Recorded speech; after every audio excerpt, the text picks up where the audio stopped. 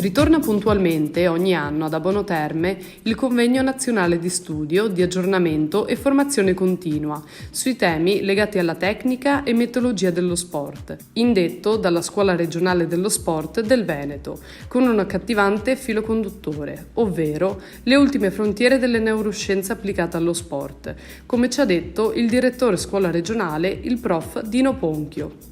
Con grande sforzo di tutti, personale ma soprattutto del gruppo di lavoro della Scuola dello Sport e del CONI Veneto e del Centro Studi della FIDAL Roma, siamo arrivati a questo punto. Quest'anno ancora una volta, seconda volta, che puntiamo sul discorso delle neuroscienze applicate allo sport, da cui il titolo Specchio specchio delle mie brame, perché parleremo in particolare dei neuroni a specchio. E per questo abbiamo qui il professor Fontani che aprirà la 2 giorni di lavori. Sono molto contento perché siamo arrivati al top degli iscritti quest'anno, storico, 426 iscritti, che è un numero non dico incredibile, ma certamente di grande significato per un convegno dedicato alla metodologia dell'allenamento, della scienza applicata all'allenamento, e quindi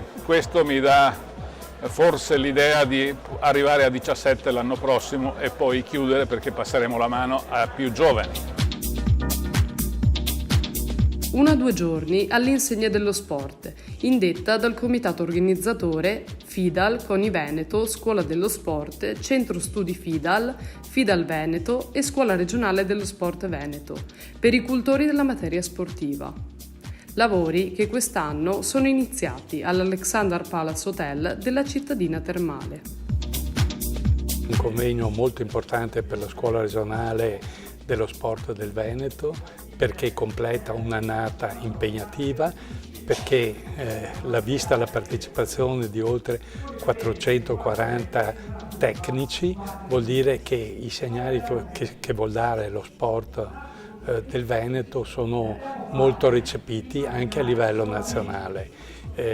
Si vuole costruire tecnici dirigenti che possano poi nelle loro località dare un segnale dei valori dello sport, far capire ai ragazzi che lo sport non è solo divertimento, ma è anche molta preparazione, entusiasmo, fare squadra.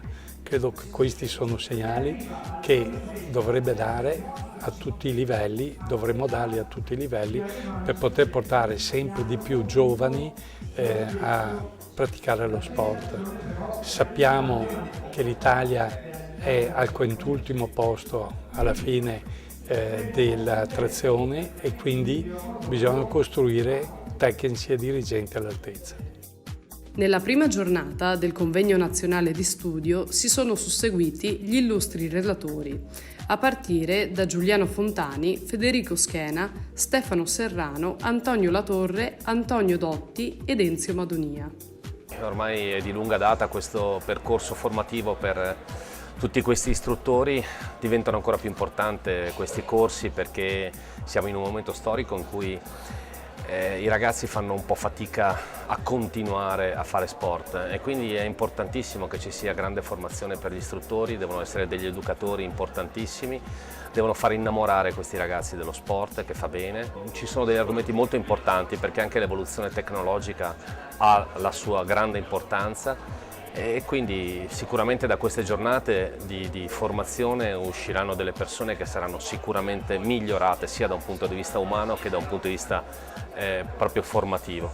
E quindi io sono sempre dalla parte del CONI, sono sempre dalla parte di chi organizza questi eventi.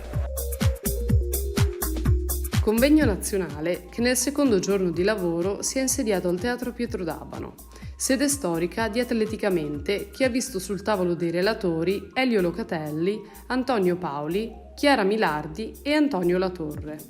Siamo molto contenti di ospitare anche questa edizione, credo che sia un'edizione record per il numero di partecipanti, oltre 400, in arrivo un po' da tutta Italia e anche dall'estero. Io devo ringraziare il CONI Veneto, il presidente Bardelle, il direttore scientifico, il professor Ponchio, che hanno voluto anche quest'anno organizzare questo importante evento sulle neuroscienze e lo sport qui ad Abano Terme. Questa città si conferma la città della salute in tutti i sensi, perché oltre all'aspetto delle terme ha molto valore e sta prendendo molto piede anche l'aspetto dello sport che viene praticato qui nel nostro territorio anche attraverso convegni di alta qualità. I lavori si sono poi conclusi con l'intervento del direttore della Scuola regionale dello sport, Dino Ponchio, e la consegna degli attestati di partecipazione.